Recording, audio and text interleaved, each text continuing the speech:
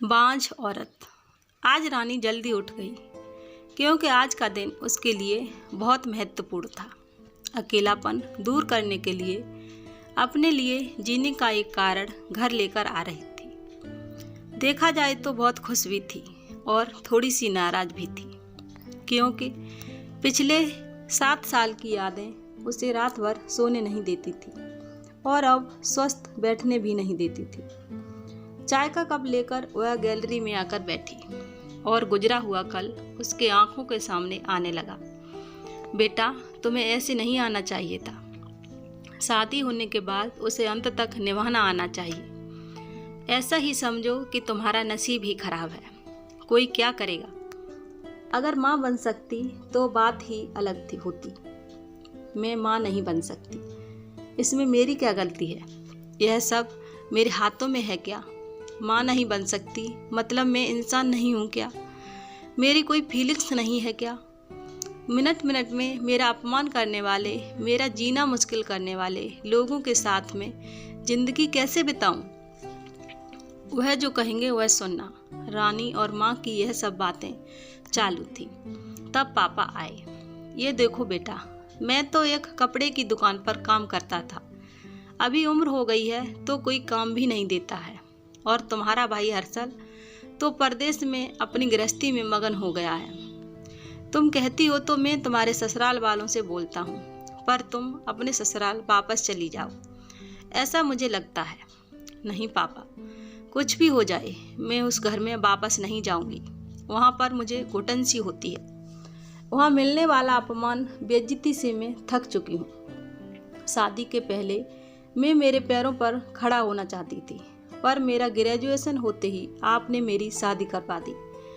तभी मैंने आपके दबाव में आकर शादी की। पर अभी जब मुझे आपके सहारे की ज़रूरत है तो आप पीछे हट रहे हो। शादी के बाद लड़की ससुराल में ही शोभा बढ़ाती है। मायके में 4 दिन ही रहना अच्छा लगता है। रानी, लोग क्या बोलेंगे? शादी मतलब कोई खेल नहीं है बेटा। पापा गुस्से में ही बोल रहे थे। उस घर वापस जाना अब मुमकिन नहीं है पापा।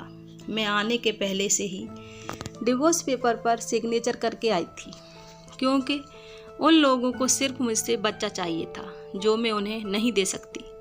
अरे, इतना बड़ा निर्णय लेने से पहले हमें एक बार पूछना तो चाहिए था ना। जन्मदाता हैं हम तुम्हारे। पापा, शादी होने के बाद मैं आपको बताती थी और माँ को भी कि कैसे छल होता है मेरे साथ वहाँ पर। 2 साल में कभी मुझे मेरे मन मुताबिक रहने नहीं दिया। जब मेरी रिपोर्ट आई और समझा कि मैं कभी माँ नहीं बन सकती, तो वैसे ही इन लोगों ने मुझे अपने असली रंग दिखाना चालू कर दिया। कैसे रहूँगी मैं ऐसे वातावरण में? और इस सब से भागकर अपनी ज़िंदगी ख़त्म करने वालों में से मैं नहीं थी। यह देखो बेटा, हर्षल के दिए हुए पैसे से ही मेरा और तुम्हारी माँ का जैसे तैसे खर्चा उठता है। उसमें तुम्हारा खर्चा उठाना थोड़ा सा कठिन होगा। डिवोर्स पेपर पर साइन करने से पहले इन सब का विचार मैंने किया था। मेरे पास के सोने के गहने लेकर आई हूँ और एजुकेशनल लोन निकालकर मैं 6 महीने का एक कोर्स करने वाली हूँ जिसकी आज मार्केट में बहुत ज़रूरत है। उसके बाद मुझे अच्छी कंपनी में नौकरी मिल सकती है।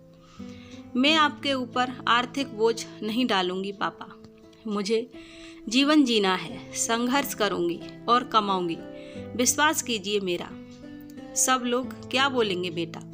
क्या जवाब दोगी उन्हें? माँ आंखों का पानी छुपाते हुए बोली। माँ, वक्त आया तो सच क्या है बोल देना चाहिए। जब मुझे ससुराल में जानवरों के जैसा बर्ताव हो रहा था तब कहाँ गए थे यह लोग? समाज में बड़ा करो, शादी कर दो, बस इतनी ही जिम्मेदारी समझते हैं। बेटियों को बड़ा करके योग्य पढ़ाई देकर खुद के पैरों पर खड़ा करना यह माता पिता की ही जिम्मेदारी होती है ताकि आगे जाकर कभी खराब हालात हों तो उसे इस्तेमाल कर सके। तय किए मुताबिक रानी ने 6 महीने का कोर्स किया और तुरंत उसे एक अच्छी कंपनी में काम भी मिल गया। वो बहुत खुश हो गई थी। सब अच्छा चल रहा था। बीच में छुट्टी लेकर माता पिता को नज़दीक रहने वाले पर्यटन जगह पर घुमाने लेकर जाती थी। माता पिता बीच में ही दूसरी शादी की बात छेड़ देते थे। कई बार तो लड़कों को देखने के लिए भी बुलाया करते थे। एक लड़का तो डिवोर्स हुआ था तभी उसे स्वीकारने के लिए तैयार था, पर पहली शादी ने ही इतने दुख दिए थे कि दूसरी शादी के लिए उसका मन तैयार नहीं था। ऐसा कितने दिनों तक अकेली रहोगी? जब तक हम दोनों हैं तब तक ठीक है, पर हमारे जाने के बाद तुम्हारा क्या होगा? सोचा क्या कभी? उम्र भी कितनी छोटी है तुम्हारी अभी। ऐसा उसके पापा उसे समझा रहे थे। माँ पापा, आप दोनों मेरी शादी का विचार करना बंद कीजिए।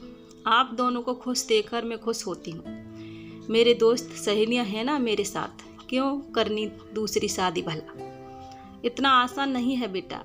एक उम्र के बाद अकेलापन खाने के लिए दौड़ता है, माँ बोली। सच हुआ उनका ऐसा बोलना।